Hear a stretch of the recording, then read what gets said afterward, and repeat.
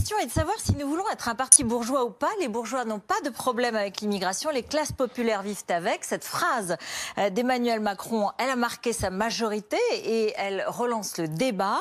L'immigration remise à l'agenda, est-ce légitime? Est-ce qu'Emmanuel Macron a raison de le faire? Comment vont réagir les Français? Comment va réagir sa majorité? Est-ce vraiment une question si cruciale? Est-ce que la France a une spécificité à faire valoir sur cette question? Avec nous pour en parler, deux journalistes, deux auteurs du récit national, fait de grands hommes, surtout deux visions radicalement opposées de ce qu'est la France aujourd'hui, on peut le dire, dit Laurent Geoffrin. Laurent Geoffrin, donc, pour lequel l'histoire française est positive, elle est faite de mélange et elle est une longue quête de liberté. Il publie le roman de la France, l'histoire comme une saga avec des héros et des aventures. Et Éric Zemmour. L'histoire est tragique, la France en danger. Vous avez écrit récemment Le Destin français. C'était chez Albin Michel. Alors vous débattez aussi dans le Figaro Magazine ce vendredi. On peut vous retrouver répondant aux questions d'Alexandre Devecchio et Louise Darbon. On commence par l'actualité parce qu'évidemment en lisant vos livres, il y a qui se répondent. Hein, soyons clairs, qui se répondent quand même. On l'a pas fait exprès. Vous l'avez pas fait exprès, mais c'est un débat qui traverse la société, qui traverse les intellectuels que vous êtes. D'abord, comment est-ce que vous comprenez cette initiative d'Emmanuel Macron qui relance le débat sur ce sujet de l'immigration et qui dit c'est un débat de classe, c'est un débat Je trouve que c'est simpliste. Parce que quand Anne Hidalgo a voulu implanter des centres d'accueil pour réfugiés au Bois de Boulogne, il y a eu une protestation de qui? Ce n'est pas des prolétaires, c'est des gens du 16e arrondissement. Ce sont des bourgeois. Ils étaient violemment hostiles à cette implantation. Et il y a beaucoup de gens dans la bourgeoisie qui considèrent qu'il y a beaucoup trop d'immigrés, que c'est dangereux pour l'identité française, qui pensent un peu comme Zemmour. Et donc faire cette espèce de répartition comme ça, de la même manière dans les associations d'accueil des migrants, il n'y a pas que... il y a peu de bourgeois d'abord, et surtout il y a beaucoup de gens des classes populaires, dans les quartiers, ou dans les villages qui renaissent grâce à l'arrivée d'un certain nombre de migrants. Ce sont des gens tout à fait normaux, j'allais dire, modestes, simples, simplement qui ont un sens de la solidarité et qui l'exercent. Et donc, on peut dire que statistiquement, d'accord, c'est dans les quartiers populaires qu'il peut y avoir des problèmes avec l'immigration parce que ce sont des quartiers pauvres où se concentrent les gens qui viennent de l'étranger. Mais cette distinction est, à mon avis, néfaste et simpliste. Éric Zemmour. Alors moi d'abord, sur la forme, j'ai l'impression qu'Emmanuel Macron, depuis qu'il est à l'Élysée, c'est une espèce de stagiaire de l'ENA qui découvre la France au fur et à mesure. Alors il a découvert les classes populaires françaises avec les Gilets jaunes, et puis là maintenant il découvre qu'il y a un problème d'immigration. Formidable. Je rappelle quand il faisait campagne pour la présidentielle, il disait que tout ça n'est absolument pas un problème, qu'il y avait des Sénégalais, souvenez-vous son grand discours à Marseille, des Tunisiens, des Marocains, et que tout ça c'était formidable et que c'était la France multiculturelle. Non, pas du tout. C'est une invention. Donc c'est une invention. Bon. Alors deuxièmement sur le fond. Sur le fond. Pourquoi dit-il ça et comment, comme il le justement, présente parce que je dis, il découvre les problèmes au fur et à mesure. Non mais c'est un garçon intelligent, vous savez, donc il est à l'Élysée, il voit bien que tout remonte, il voit bien que l'immigration, pour moi, ça fait 20 ans au moins que je le dis, donc c'est le problème majeur de ce pays qui est en train... C'est pas ce qu'il dit, hein. Il dit, bien sûr, bien sûr. Il dit, il faut en parler. C'est un problème majeur. Non, mais moi je dis, c'est un problème. Et vous savez, il y avait un sketch très drôle. C'est le problème, ce qui n'est pas... Moi je dis, c'est le problème majeur. Il y avait un sketch de Coluche qui disait... Sylvie Vartan a fait des progrès, j'attendrai la fin des progrès. Donc pour Macron, c'est la même chose. Il fait des progrès tous les jours et j'attendrai la fin des progrès. Maintenant, sur le fond, je pense que c'est même pas le problème. C'est ce qui est en train de désagréger la France, de transformer la France avec des enclaves étrangères islamiques de plus en plus nombreuses et de plus en plus puissantes. Oui, voilà. Donc c'est pas. On est au-delà de l'immigration. Voilà. Ce que je veux dire, c'est que même le mot immigration ne veut plus rien dire. Oui, parce que dans l'immigration et de la façon dont l'évoque Emmanuel Macron, il y a d'une part le droit d'asile qui serait dévoyé et d'autre part une mauvaise intégration qui pourrait éventuellement créer des problèmes de communautarisme. C'est des deux questions qui sont... Ça existe, mais comment dire, il rejoint cette idée selon laquelle l'identité française, c'est quelque chose d'extrêmement fragile, qui est fixe, immobile, comme une sorte de magot qu'on se transmet comme ça de génération en génération, en étant un peu peureux comme ça. En fait, Zemmour, c'est un trouillard. Bien sûr. Mais oui, bien sûr. Il a peur que 10% de musulmans 10%. jettent à bas l'identité française qu'ils voient comme une chose absolument immobile. Or, toute l'histoire montre le contraire. C'est une culture qui évolue, qui change, et qui a des influences, qui a des... Mais Geoffrin, bien sûr, mais vous avez raison, c'est une culture qui évolue. C'est une culture qui évolue. Quand vous aurez votre fille qui sera voilée, ça aura évolué. Vous avez raison.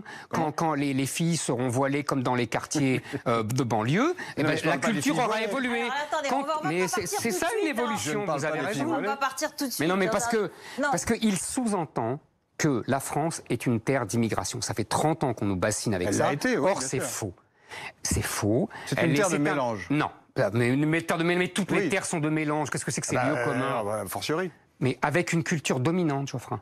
Avec une culture mais qu'il y ait une culture majoritaire, c'est très bien. Il peut y avoir des cultures majoritaire n'est plus majoritaire dans d'innombrables quartiers. Nous sommes passés, si vous voulez, avant on avait immigration, intégration, assimilation. Mais la plupart aujourd'hui, des musulmans, on n'a plus d'immigration parce qu'on n'a plus d'assimilation. L'un sur l'autre. Vous avez raison. Voilà, mais nous avons, je répète, des enclaves étrangères qui sont, et c'est une constante de l'histoire de France, puisqu'on va parler de l'histoire de France. À chaque fois, notre État s'est battu contre ce que le Richelieu appelait des États dans l'État, et qui étaient des enclaves qui s'alliaient à des pays étrangers pour être des États dans l'État, et nous sommes dans la même situation. Alors, il y a toujours eu ça dans l'histoire de France. La réponse de Laurent Geoffrin. Ce que j'essaye de montrer dans le bouquin, le roman de la France, c'est que justement, s'agissant de Richelieu et des protestants, on a commis une erreur historique tragique en les faisant partir. Alors là, pour le coup, il y a beaucoup de gens qui sont d'accord avec moi là-dessus. Et donc la politique de Richelieu, qui a continué ensuite avec Louis XIV, les dragonnades, on mettait des soldats chez les gens pour les martyriser, au fond, et puis on a révoqué l'édit de Nantes, et les protestants sont massivement partis, notamment en Angleterre. Un seul exemple, Denis Papin, l'inventeur de la machine à vapeur, est un protestant français qui est parti en Angleterre chassé par les persécutions contre les protestants.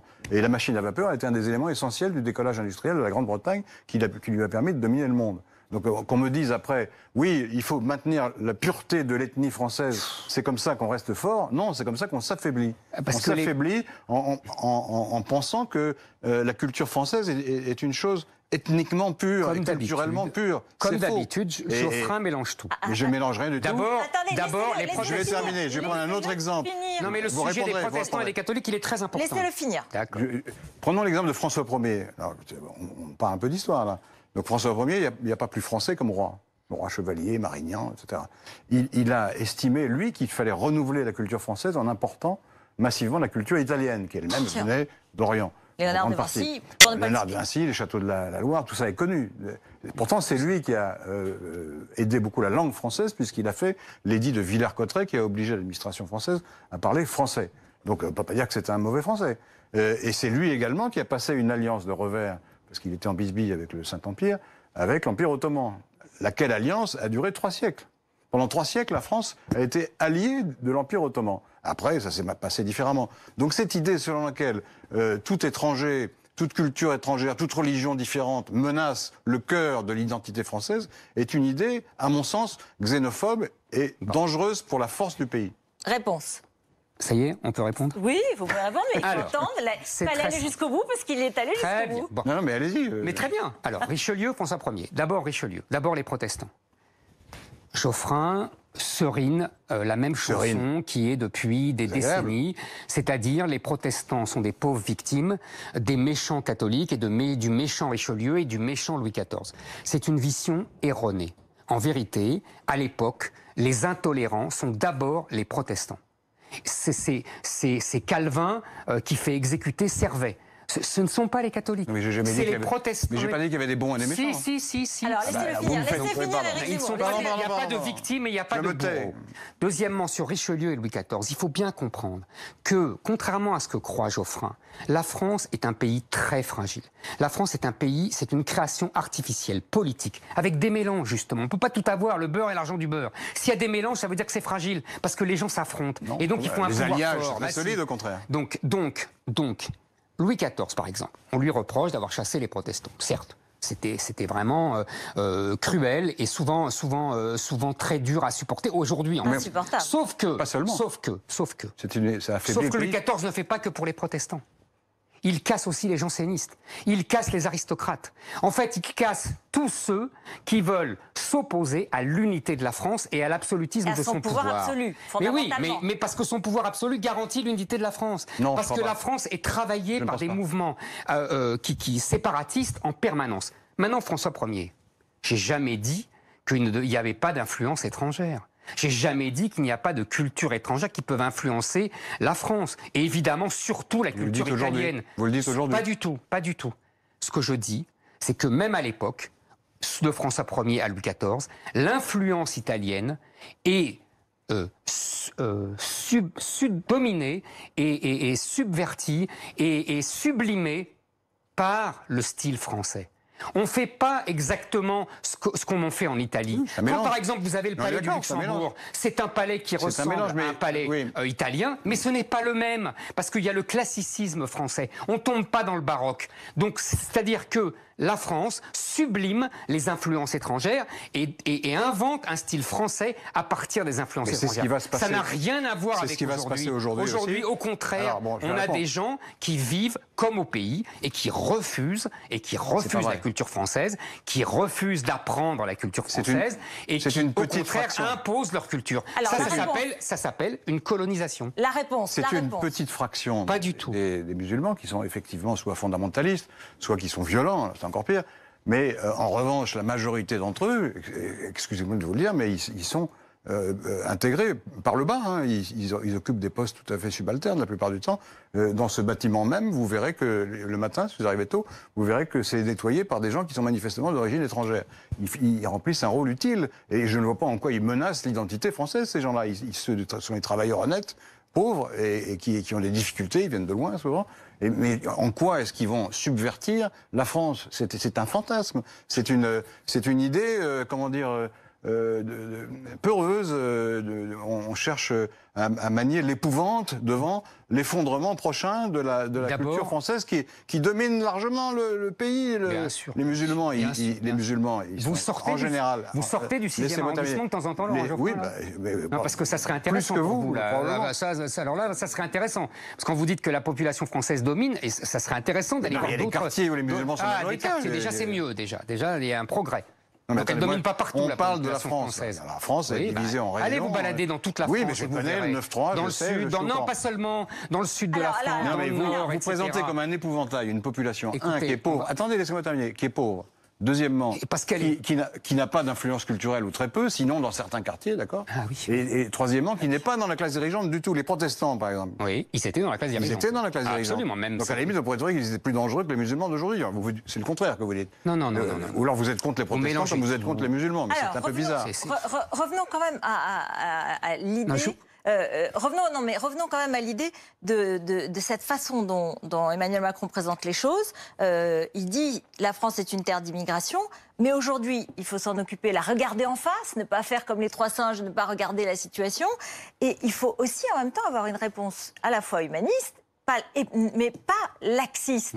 Moi, je pensais, Éric Zemmour, vous alliez dire, ça y est, c'est bon, il a compris, c'est très bien. Mais c'est toujours on va pouvoir résoudre certains problèmes. C'est toujours le même baratin. Hollande disait la même chose, Sarkozy disait la même chose, Chirac disait la même chose. Humaniste, mais pas laxiste. Sauf qu'on n'a ni humaniste, ni laxiste. Je vais vous donner des chiffres, puisque Geoffrin dit c'est des travailleurs. C'est faux. Il y a 10% d'immigration de travail. 10%. Tout le reste, c'est des droits, regroupement familial, étudiants, etc., mariage, etc. Il n'y a pas de travail. Il y a 10%, et je donne les chiffres. 10% de quoi? Dans les 200, un peu plus de 200 000... Merci. 225 000 entrées légales par an, plus... Cher Rutel-Krief. Comme il m'arrive de sortir du 6e arrondissement, je constate qu'il y a beaucoup de travailleurs arabes et je peux finir, et africains. De toute façon, je ne vous ai pas coupé tout à l'heure. Bien sûr. 225 000 entrées légales, plus 100 à 120 000 de droits d'asile, dont vous savez que 80% sont déboutés, mais que 90% ou 95% ne partent pas. Donc vous rajoutez ça. Plus 50 000 mineurs isolés, comme on les appelle, qui ne sont ni mineurs ni isolés, et qui viennent de l'étranger pour voler, pour sur combien trafiquer. De millions de Français, Éric Zemmour? Sur combien de millions? Ça fait de Français? 450 000 par an, Rutel-Krief. 450 000 par an. Il y en a qui s'en vont. Et je vous signale quand même que ça fait tous les ans. Ouais. Donc, au bout du mandat, il serait. Alors, Emmanuel Macron, s'il veut arrêter ça, il faut supprimer tous les droits qui existent. Et ça veut dire affronter les médias incarnés par Geoffrin et surtout le juge. C'est vrai on ne vous voit jamais dans les médias, vous. Je peux parler. Non, mais c'est vrai, on ne vous voit jamais. Si. Vous parlez. Et opposé au juge. Donc, il n'y a qu'une seule solution. Il y a un référendum avec la suppression de tous les droits. Droit du sol, droit au regroupement familial. Mais elle a tout à fait raison. Elle a raison.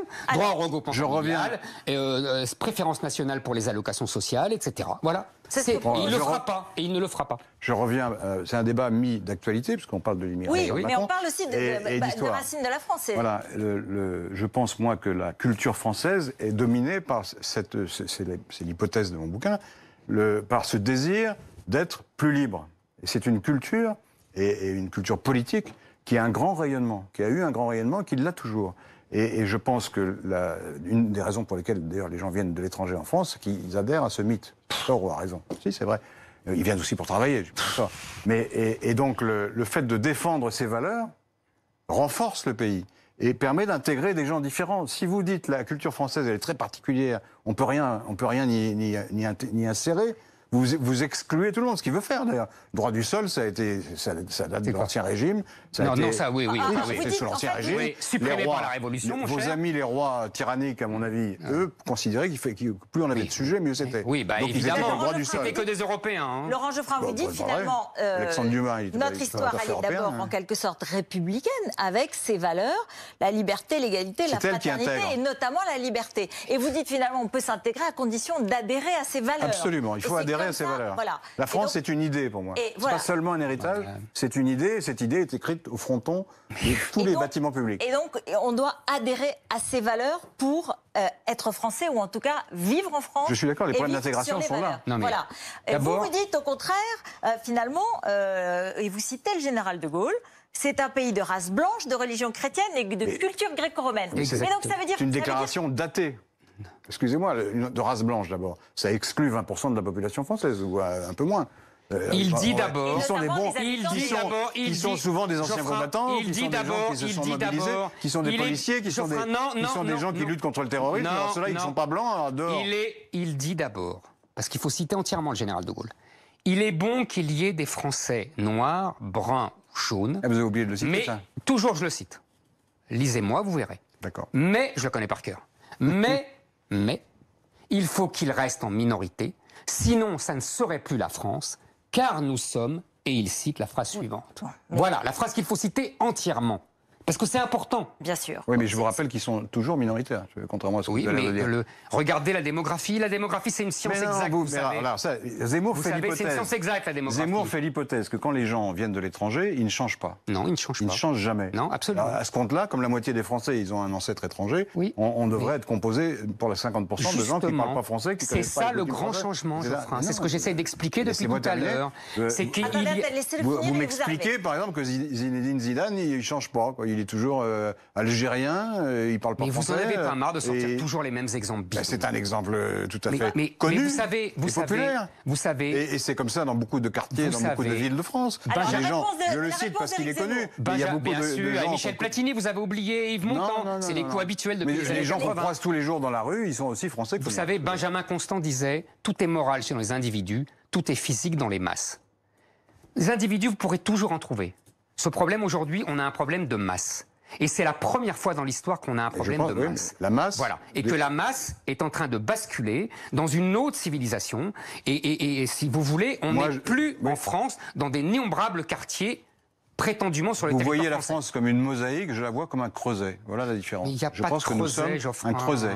Il n'y a pas de creuset quand toutes les boutiques sont halal et que les femmes sont voilées dans la rue. C'est plus un creuset. Vous êtes dans un autre pays. Vous êtes dans une autre civilisation. Qui a d'ailleurs sa grandeur, mais ce n'est pas la même civilisation que la civilisation française. Bien sûr. Ça existe dans certains quartiers. Dans d'innombrables quartiers. Ça existe. Mais d'innombrables, non. Mais d'innombrables, oui, d'innombrables. Il y a des quartiers, effectivement, où les musulmans sont majoritaires, donc les populations non musulmanes se sentent en déséquilibre, c'est vrai. Et c'est le sentiment d'une grande partie des Français. Oui, mais moi je pense que la culture française, son héritage mélangé et ses valeurs républicaines sont assez fortes pour surmonter ces difficultés. Voilà mon... Alors, je suis un naïf, je suis un optimiste, d'accord. Sauf que c'est en train de se faire. Quand vous regardez l'évolution des générations, vous vous apercevez que les gens prennent les accents des régions où ils vivent, qu'ils prennent les coutumes et qu'ils vivent souvent, très souvent, en bonne intelligence avec des gens avec qui ils se mélangent. Tout ça est archi faux. Bon, ben, d'accord. Tout ça est archi faux. Il y a une explosion des toujours vols, passé dans l'histoire. Il y a une explosion des meurtres. Il y a une explosion des crimes. Il y a un rapport, c'est que c'est toujours, pour la plupart, des gens venus de l'immigration et des migrants, etc. Vous avez déjà été poursuivi pour des crimes. Mais oui, mais ça fait rien, c'est la vérité. Aujourd'hui, il y a un rapport parlementaire qui le dit, donc c'est pas grave. Vous avez déjà été poursuivi pour des crimes. Mais qu'est-ce que vous voulez que je vous dise? Font un rapport direct entre l'immigration et la délinquance violente comme ça. Le rapport, ce que dit pas Zemmour, c'est que le rapport, c'est pas entre immigration et délinquance, c'est honteux de dire ça. C'est la réalité. Et c'est le rapport entre pauvreté et délinquance. Mais non, justement, mais non. Ça, c'est honteux, Geoffrin. C'est honteux pour les pauvres. Depuis toujours. C'est honteux pour les pauvres. Pas tous les pauvres, c'est plus fréquent. Mais mes grands-pères étaient très pauvres et ils volaient pas. Et ils tuaient pas. Respect pour votre grand-père. Alors, excusez-moi, c'est très injurieux pour les pauvres. Pas du tout, c'est statistiquement vérifié. C'est faux. Eh ben, c'est faux. Alors, ça n'a rien à voir avec la pauvreté, heureusement. Aujourd'hui, vous avez dit il faut remettre en question tous les droits, il faudrait faire un référendum. C'est la seule façon d'être traité sérieusement le problème. Sinon, ce n'est que du verbiage. C'est tout ce que je dis. Oui, toutes ces propositions sont absolument contraires à la tradition française républicaine. Absolument contraires. C'est faux, tout ça est faux. Le fait de remettre en question le droit d'asile, par exemple, c'est une folie. Le fait d'interdire aux gens de vivre en famille, c'est contraire aux droits élémentaires. Non. Si. C'est contraire aux droits élémentaires reconnus par la Convention européenne des droits de l'homme, qu'on peut très bien dénoncer. Par le gouvernement français et par l'Europe. Que depuis les années 70, Et ça, c'est l'héritage d'un combat très long que je décris pour plus de liberté et plus de dignité. Non, pas du tout. Pas du tout. Laurent Geoffrin dit vous êtes un... Vous voulez rejeter l'héritage français et faire une nation rabougrie qui n'a plus personne. Je veux déjà survivre. Que la nation survive. Mais vous allez et qu'elle survivre. Reste la France. Je tiens à vous rassurer sur votre avenir. Excusez-moi. Je tiens à vous rassurer sur votre avenir. Vous allez survivre et moi j'ai des enfants considérés en France malgré les erreurs que vous pouvez éviter en permanence. On vous comprend plus. Bon, simplement. Non, je voulais rassurer Zemmour. Il sera toujours bien accueilli en France, mais malgré les horreurs qu'il peut débiter à longueur de. Il y a des quartiers où je ne suis pas bien accueilli, cher Geoffrin. Il bénéficiera d'une liberté d'expression qui a été conquise tout au long des siècles. Tout ça est faux. Par les Premièrement, tout ça est faux. Il y a d'innombrables quartiers où je ne suis pas bien accueilli en France et d'autres Français comme moi. Si vous insultez tout le temps, ils vont finir par s'énerver. Je n'insulte personne. Je n'insulte personne. Quand vous dites qu'ils sont délinquants par nature, c'est insultant. J'ai jamais dit par nature. J'ai jamais dit par nature. Excusez-moi. Vous n'avez pas employé le mot, mais c'est ce que vous voulez dire. Non, mais pas du tout. C'est pas du tout ça. Alors. En Algérie, ils sont pas délinquants.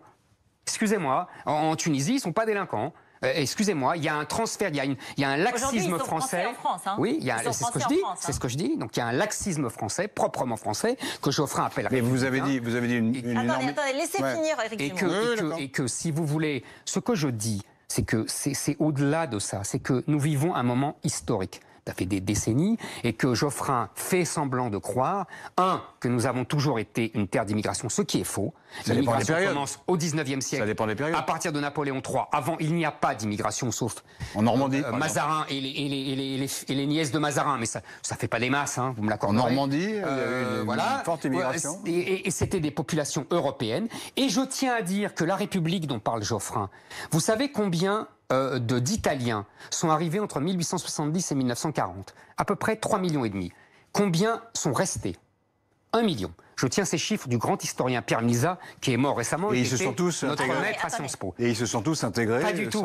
Les 1 million, oui. Bah oui, bien sûr. Mais les 2 autres millions ont été renvoyés. Oui, non, parce qu'à l'époque, la chiffres, République sélectionnait entre ceux qui étaient assimilés et ceux qui ne l'étaient pas. Et renvoyait ceux qui ne l'étaient pas. C'est ce qu'elle ne fait plus, parce que les gens comme Geoffrin ont gagné la bataille au nom soi-disant de la liberté, qui est en fait au nom de la désintégration française. Mais, réponse. Zemmour, il pense qu'à chaque fois qu'il y a plus de liberté, on fait un pas supplémentaire vers la décadence. C'est un trouillard. Il pense qu'on est menacé d'invasion, de grand remplacement. Bien sûr. Toutes choses qui sont statistiquement réfutées. Ben non. Premier point. C'est pas réfuté statistiquement. C'est réfuté. Finissez votre raisonnement. Et toutes choses qui sont contraires, encore une fois, à tout ce mouvement d'évolution de la culture et de l'histoire et des institutions françaises. Et beaucoup de Français se sont battus justement pour que les idées de Zemmour soient minoritaires, ce qu'elles sont encore, fort heureusement, et que pour que les mesures qu'il propose ne soient plus proposées nulle part aux tribunes publiques. Et ces gens-là étaient souvent des Français, parfois des Français d'origine étrangère d'ailleurs. Ils étaient Français parce qu'ils adhéraient à ces valeurs. comme Zemmour veut les remettre en question, c'est lui qui va désintégrer la culture française. Il va provoquer une espèce de scission entre ceux qui restent fidèles à la tradition républicaine française et ceux qui veulent la remettre en question, qui veulent revenir en arrière avant la Révolution, avant les Lumières. Ce que vous l'appelez la tradition républicaine française, ce n'est pas la tradition républicaine française. Bah, pourquoi? C'est-à-dire parce que la République, c'est l'assimilation. Ce n'est pas le multiculturalisme. La République, c'est la laïcité. Mais qui a dit multiculturalisme? Ce n'est pas les burkinis et les voiles dans la rue. La République, ce n'est pas tout ça. Excusez-moi. Donc quand vous parlez de la République, parlez de la vraie République. Pas de ce que c'est devenu sous votre influence et sous les gens comme vous qui faisaient campagne pour l'antiracisme dans les années 80. Vous avez dévoyé la République. Heureusement que je faisais vous campagne avez pour trahi la République et vous avez désintégré la République. Donc venez plus parler de République. Excusez-moi. Non, pas du tout. Les traîtres à la République, jamais la République. C'est un langage. Jaurès et Blum, pour parler des gens que vous admirez, jamais n'aura accepté. Vous les admirez pas, vous? Jaurès et Blum? J'ai beaucoup de critiques. Et sur l'un et sur l'autre. Mais c'est rien, c'est des grands hommes. Mais j'ai beaucoup de critiques sur ce qu'ils ont fait. En tout cas, jamais, j'ai pas fini, jamais la Troisième République n'aura accepté ce qui se passe aujourd'hui dans d'innombrables banlieues. Jamais. Et ça, c'est le produit de votre idéologie, Geoffrin, c'est-à-dire l'idéologie antiraciste que vous avez défendue dans les années 80, qui est une idéologie multiculturaliste qui n'a rien à voir avec la République française. Alors, réponse, la République. Vous faites une confusion. Ben, voyons. Le fait de refuser de distinguer entre les gens d'origine ethnique différente est un principe républicain fondamental. Je distingue entre personnes. Comment? Je distingue entre personnes. Mais si, parce que moi, je garde les assimilés et je renvoie les autres. Oui, c'est la République, ça. Qu'est-ce que ça veut dire, assimiler? Assimiler, ça veut dire qu'ils sont imprégnés de la culture française et des mœurs françaises. On demande aux citoyens qui sont en France, ou qui sont soit étrangers, soit qui sont devenus français, qui sont nés en France de parents étrangers, c'est d'abord respecter les lois. Donc ceux qui ne respectent pas les lois doivent être sanctionnés. Premier point. Deuxième point, c'est d'adhérer aux valeurs communes. Bon, ils adhèrent aux valeurs communes. Non, dans pas la grande aux valeurs majorité. communes. Non, non. La France, ce n'est pas une idée. C'est ça qui nous distingue. Ce ne sont pas des valeurs. C'est ça qui nous distingue. C'est des mœurs. C'est un peuple. On s'assimile à ce peuple. C'est ça et qui on nous respecte distingue. Vous avez une vision. Et on respecte son histoire. Vous avez une vision. Et on respecte ses mœurs. Vous avez une vision raciale. Et on raciale. lui impose pas ses propres mœurs ni sa religion. C'est ça la France. Vous avez une vision raciale, ethnique et intolérante sur le plan religieux. Culturelle peut-être, plutôt culturelle. Oui, mais culturelle, la culture, c'est une entité évolutive. Voilà. Il va nous dire que c'est mouvant et que c'est évolutif. Il peut y avoir des mélanges, il peut y avoir des influences. Mais c'est pas du tout la conception de Zemmour. Justement, c'est la conception. Il faut une race unique, une ethnie unique, et tous les autres doivent partir. Mais vous dites des bêtises, Geoffroy. Attendez. Voilà, vous dites des bêtises, parce que d'abord, tout simplement, moi, contrairement à vous, je ne suis pas dans le tronc français d'origine. J'étais pas là aux croisades et j'étais pas là vous êtes bienvenu, à la bataille d'Eylau dans la charge de Murat. Seulement, je me suis approprié la culture française, moi. C'est tout. Oui, ça fait une différence. Ok. Moi, pour moi, être assimilé, ça veut dire que considérer que Jeanne d'Arc est son arrière-grand-mère et que Napoléon est son ancêtre. C'est ça, être assimilé. C'est s'approprier l'histoire de France. Ce que j'expliquais dans mon livre. Et c'est ce qu'on ne fait plus aujourd'hui. Donc ne parlez plus de République et ne parlez plus d'intégration. Ça n'existe plus. Alors, les choses sont claires. Zemmour considère que depuis la Révolution française, on a cessé de s'affaiblir et de se désunir. Ça, comme le général de Gaulle. Le général de Gaulle pensait la même chose. Il avait tort sur ce point. Il avait raison sur beaucoup de points, il avait tort sur ce point. Et Zemmour, c'est un réactionnaire, au sens propre du terme, c'est pas du tout une insulte.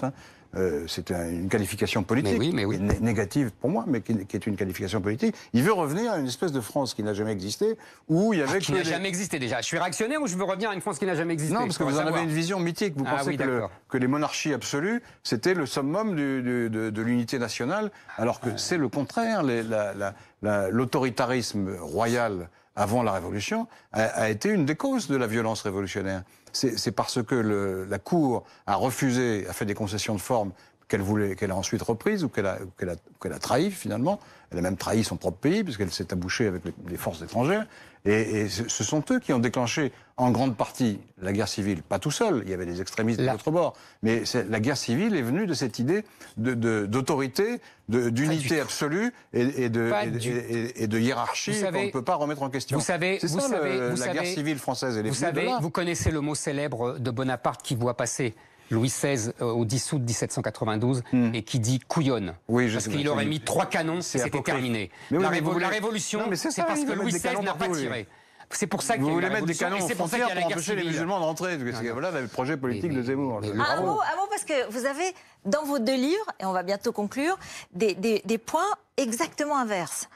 Les croisades, pour vous, c'est évidemment la manière et la lutte pour défendre le mode de vie et la civilisation chrétienne. Et évidemment, c'est extrêmement positif. C'est pas du tout votre version. Ah non, pas du tout. Enfin, il y avait une part de légitimité, puisqu'effectivement, les musulmans de Palestine, enfin de Jérusalem, avaient interdit aux pèlerins chrétiens l'accès aux lieux saints chrétiens. C'était un problème. Mais ensuite, ça s'est transformé en une invasion barbare, à mon avis, enfin extrêmement brutale et cruelle. Alors les autres aussi étaient brutaux et cruels. Ah non, non, ils se battaient avec des roses. Mais ils étaient chez eux. Ils se battaient avec des roses, c'est connu. Ils étaient chez eux. Ah non, ils n'étaient pas chez eux, non. C'était des colonisateurs eux aussi. Oui, d'avant. Ah bah oui, oui, bah oui. Oui, alors donc c'est une invasion guerrière au nom de Dieu qui ressemble à une armée de fanatiques quand même, il faut quand même le dire. Et quand les musulmans, quand les Byzantins d'abord, qui était l'autre branche de la chrétienté, ont vu arriver les chrétiens d'Occident, ils les ont trouvés hirsutes et complètement dangereux et brutaux. Et les chrétiens d'Occident considéraient que les chrétiens d'Orient étaient des gens efféminés et décadents, exactement ce que Zemmour pense des Ils ont fini français. par tomber, d'ailleurs, face à l'islam. Et la civilisation musulmane, à l'époque, était plus avancée et plus raffinée que la civilisation chrétienne. Il oublie de dire. Des lieux communs qu'on nous bassine encore avec depuis des années. Vérifiez. Ils sont fausses. Guggenheim a démontré tout ça dans son livre Aristote et le Mont-Saint-Michel. Tout ça, ça vient de l'influence justement des Byzantins et pas du tout des Arabes et pas du tout de la civilisation musulmane. Mais les croisades, qu'est-ce que c'est? Je me réfère au grand spécialiste des croisades, René Grousset, un historien oublié évidemment, parce que qu'est-ce qu'il explique en 2 mots? À la fin du XIe siècle, les musulmans seljoukidjiques, l'espèce de Turcs, on dira, on est d'accord, oui, qui attaquent et qui menacent Constantinople. Et qui, s'ils prennent Constantinople, vont déverser sur toute l'Europe. D'ailleurs, c'est ce qu'ils feront 3 siècles plus tard. Donc en fait, qu'est-ce qui s'est passé? Quand le pape appelle à la croisade, c'est pour arrêter l'invasion musulmane qui menace toute l'Europe. Et une Europe à l'époque... Pas au moment d'Urbain II. Si, bien sûr que si. Une Europe à l'époque qui n'a pas reconquis son héritage. Je conteste cette vision des croisades. Alors voilà, c'est René Grousset, vous savez, il connaît beaucoup mieux que vous et que moi. Merci beaucoup, merci tous les deux. Je pensais qu'on aborderait plein d'autres thèmes, mais je savais que ce serait un thème qui vous animerait. Je n'ai pas eu besoin de poser beaucoup de questions. On n'a pas parlé d'Henri IV. Le roman de la France de Vercingétorix à Mirabeau, une histoire de la liberté chez Taillandier, et le destin français quand l'histoire se venge chez Albin Michel. Zemmour, Geoffrin. Voilà le débat. Il s'est déroulé sur BFM TV. Dans un instant, face à Duhamel, Natacha Polony.